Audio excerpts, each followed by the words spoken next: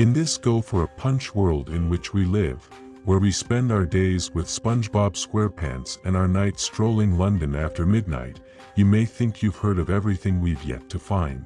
But there is more unknown in this world than you could possibly imagine. This is lesser-known lost media. Welcome back to the channel, everybody. It is I, your host, Mr. Sean, and we are here today with Volume 8 of Lesser Known Lost Media. If you are new to the series, that is perfectly okay. These videos can be watched in any order, the rest being able to be found in my Lost Media playlist. If you don't know, Lost Media is media that is either lost, unconfirmed, or just not available to the public at large. A lot of YouTubers cover Lost Media, but they all tend to have a lot of the same content in their videos. Saki-sana Bashi, A Day with SpongeBob SquarePants, London After Midnight, and the lists go on and are always the same, but there is so much lost media out there that I wanted to highlight and showcase some pieces that don't get nearly the spotlight of the more famous pieces of lost media. If you don't know how this works, I start with 4 pieces of lost media that are safe for work. We have a brief ad break, and then we do a not safe for work item of lost media. This will be a little different today, as in the ad break we will be announcing the results of our 100 subscriber giveaway, and I am very happy to announce that we have, since starting that giveaway, we have now reached 150 subscribers, meaning that next week I will be announcing a new giveaway. If you would like to support the channel, please be sure to like, comment, and subscribe. Check the links. I sell a lot of minis. This is, after all, Chimera Miniatures. I also now have a Patreon, so if you'd like to support the channel that way, there is also a link in the description. And without further ado, let's get to Volume 8 of Lesser Known Lost Media. At number 1, we have Big Brother, lost build of cancelled PC game based on the 1984 novel, circa 1998. Big Brother was a video game developed for the PC by American company Media X sometime in the late 1990s. It was based on George Orwell's novel 1984. It was to be a sequel to the book set in the first-person perspective, and it was showcased at E3 1998 and was originally given a fall 1998 release date.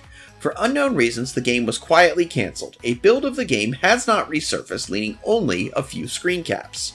The game's premise is based on George Orwell's 1948 novel, 1984, though the plot is slightly different from that of 1984, with a corrupt regime that's crumbling even more than in the book.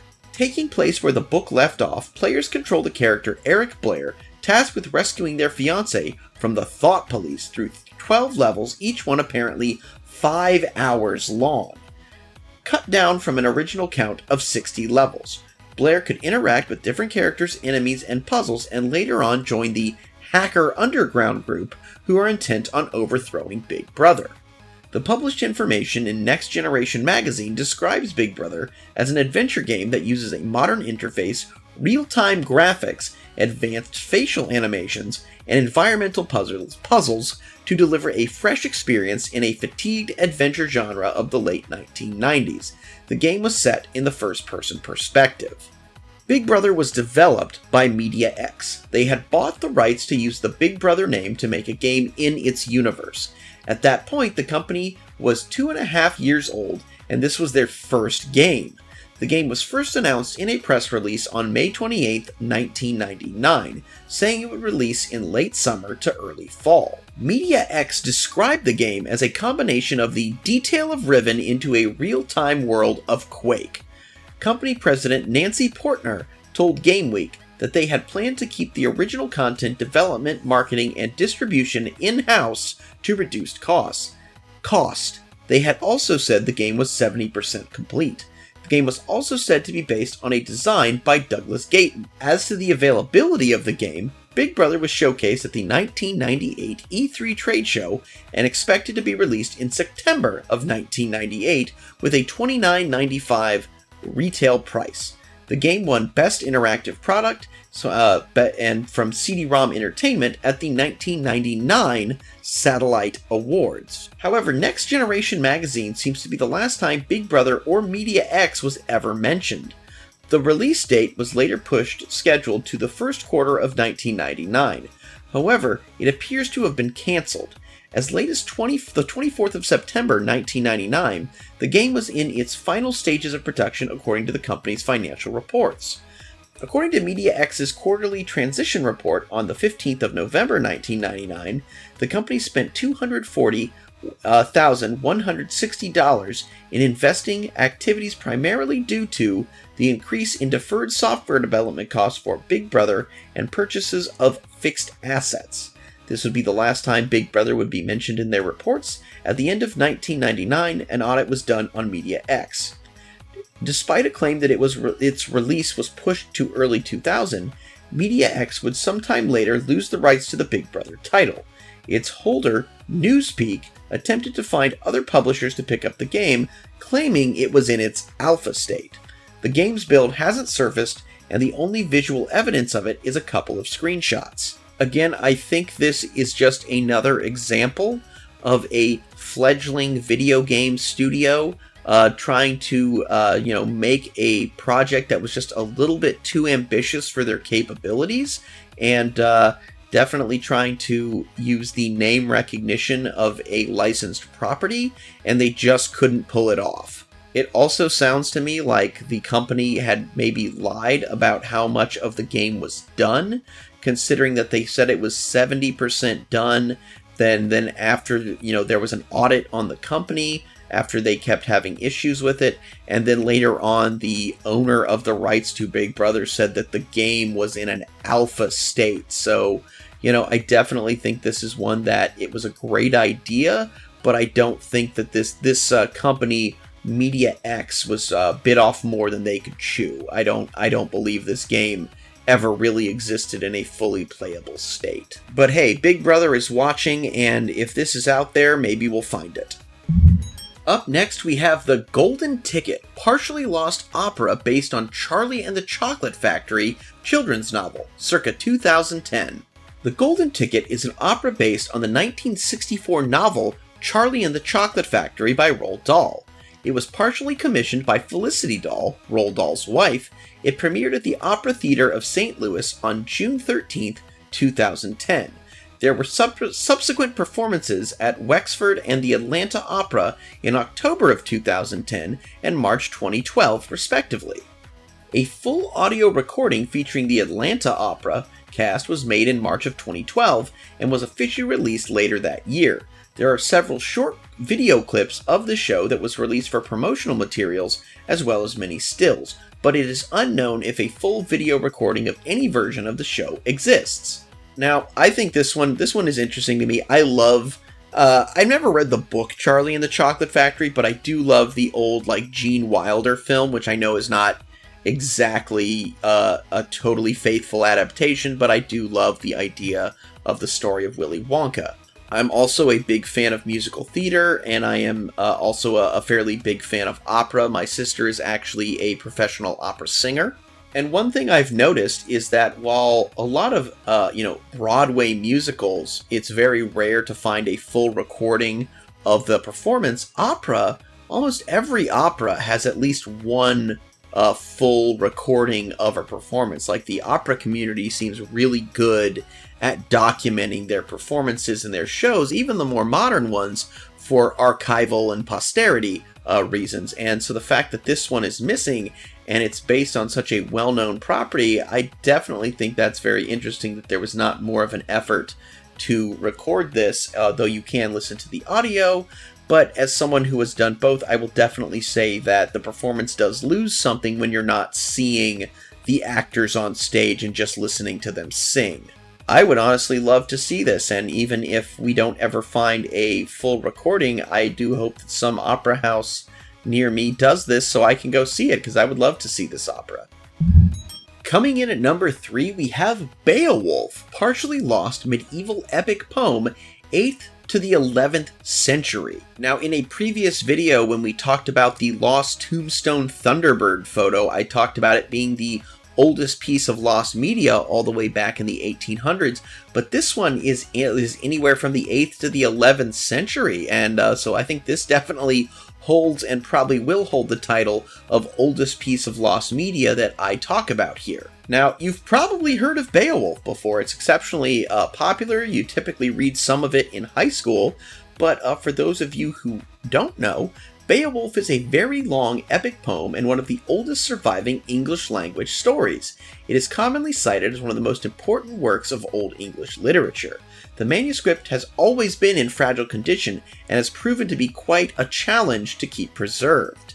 Beowulf tells the story of a young Geatish warrior coming to the aid of Hrothgar, the king of the Danes, who is unable to defend his own kingdom from the terror of a monster named Grendel. Beowulf uses all of his strength to slay Grendel. Beowulf then proceeds to slay Grendel's mother in her underwater lair. He brings the treasures of Grendel's mother back to the kingdom and is later crowned King of the Geats. Peace lasts for 50 years before a dragon begins to threaten Geatland. Beowulf, alongside his servant Wiglaf, set off to slay the dragon. Beowulf does slay this dragon, but dies afterwards. Now, the first time some of Beowulf was lost is in 1731. The manuscript was damaged in a fire while in storage at the Ashburnham House. Portions of the poem were too far gone to be accounted for.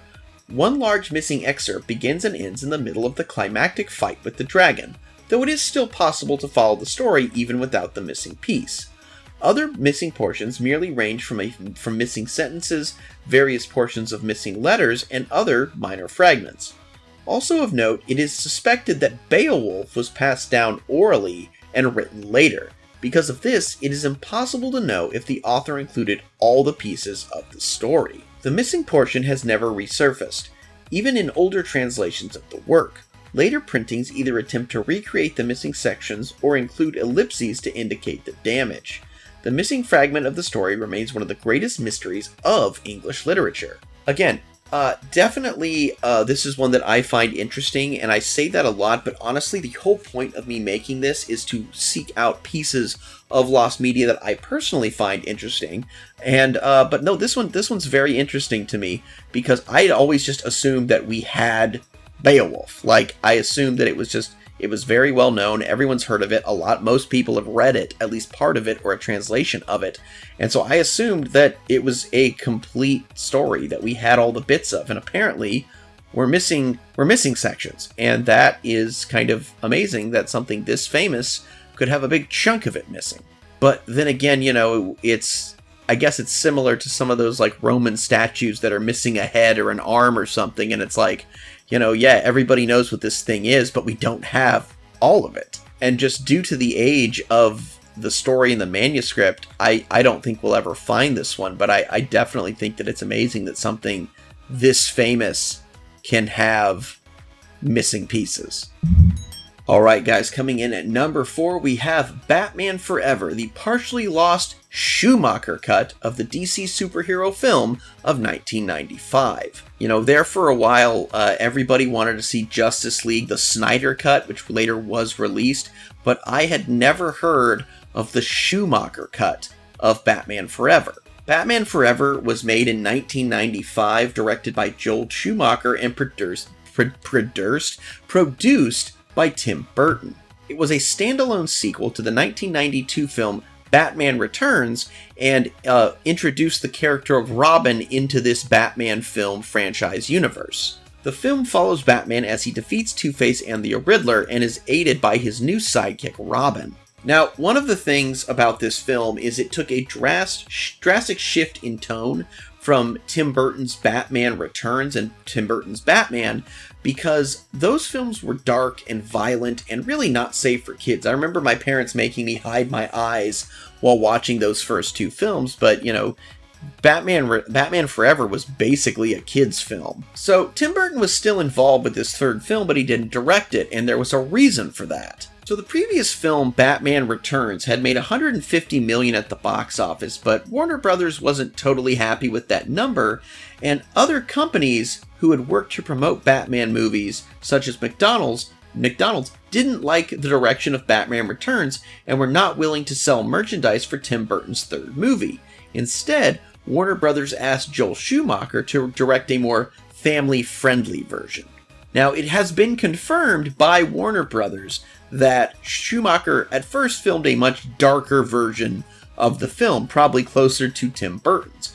They have said that they have this film, but they have no plans to release it anytime in the near future. So basically, there are a lot of deleted scenes that are in this cut. Like, there's a scene where you find Two-Face has escaped from Arkham, and he's, bound and gagged his guard. Well, apparently in this version, he kills his psychologist, writes Batman must die in blood, and escapes the asylum. And a lot of these deleted scenes are just more violent, more bloody, extended versions of scenes we already got in the movie. Apparently this cut is 170 minutes long, but despite a few deleted scenes being shown on a DVD special edition, a lot of this still remains lost, but it has been confirmed by Warner Brothers and DC that it does exist, so maybe one day we'll get to see it.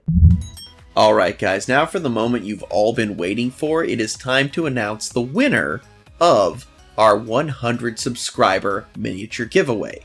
Like I said in a previous video, it took me over a year to get 50 subscribers to this channel, and then we went from 50 to 100 in 3 weeks, and now we've even gone from 100 to 150 in less than a week.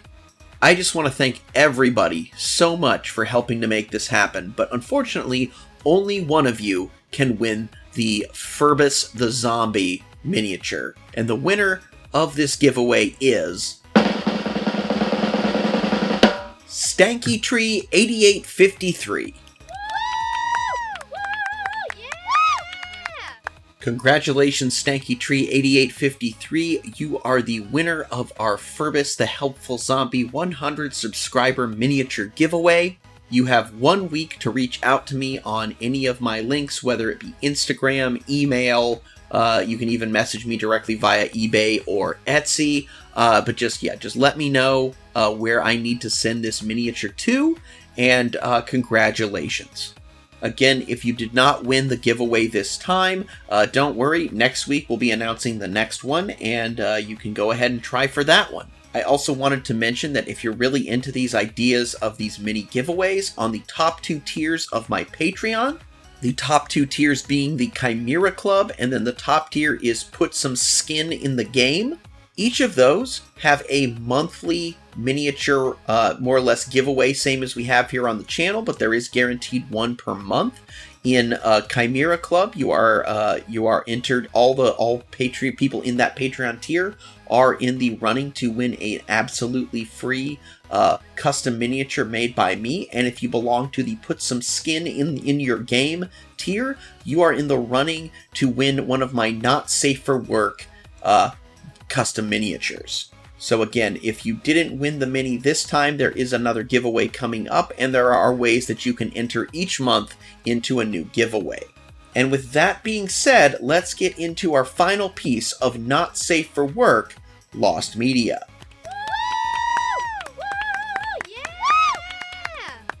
Alright guys, at our final piece, number 5, we have Angel Blade and Angel Blade Punish, Lost Deleted Scenes of Anime Series, Existence Unconfirmed, circa 2003 to 2005. Angel Blades is a hentai pornographic anime OVA series that ran from 2001 to 2003, and Angel Blade Punish is its sequel series, which ran from 2004 to 2005. It is a parody of magical girl anime, so porn parodies before porn parodies became normal and just kind of took off. Now, as for the lost piece of media, promotional artwork exists for the 3rd and final episodes of both series that appear to be screen caps of cell animation, but these scenes in question were not present for their respective episodes. It is suspected by some fans that these scenes were never animated at all, and are simply still drawings meant solely to promote the anime. Now, I know I criticize a lot the idea that there are people out there that are desperate to find what is just essentially dated, probably a product of its time cartoon porn, but, I definitely, on the other hand, I get it. The whole point of this series is all about lesser known but interesting lost media. There is so much lost media out there. Some of it we've probably never heard of, never will hear of. But the idea is, why is something worth looking for? Like, what made people look at these stills, which I can't show you, that you can find them on the Lost Media wiki, but I can't show them here for obvious reasons. What made people look at these, images of cartoon porn and go, I need to know if there is a bigger, more complete version of these cartoons out there? And ultimately, the answer to that question is very simple, is that if you're a fan of something, you're never going to consider that you have enough content.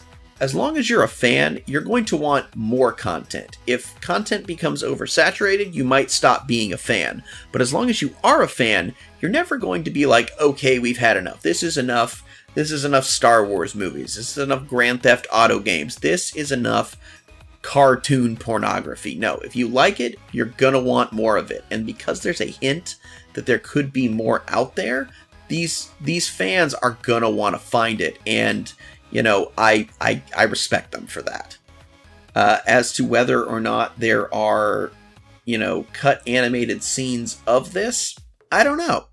But I know that much like our previous videos, Lost Strip Club footage, as long as it hasn't been determined one way or another, there are going to be people looking for it, and they're not going to be happy until they find it. And to those I say, happy hunting. I salute you. And that's our video today, guys. Be sure to like, comment, and subscribe, as well as buy a mini, join the Patreon, do what you can to help support the channel, but most of all, please join us again next week when I will have another Lost Media video. I am trying to make one of these a week, because you all seem to really, really enjoy them. Again, StankyTree8853, congratulations on winning the giveaway. Please reach out to me so that I can figure out where I need to send the miniature. Until next time, everybody, I'm Mr. Sean, this is Chimera Miniatures, and I sincerely hope that you alpha great day and an even beta tomorrow. Bye-bye!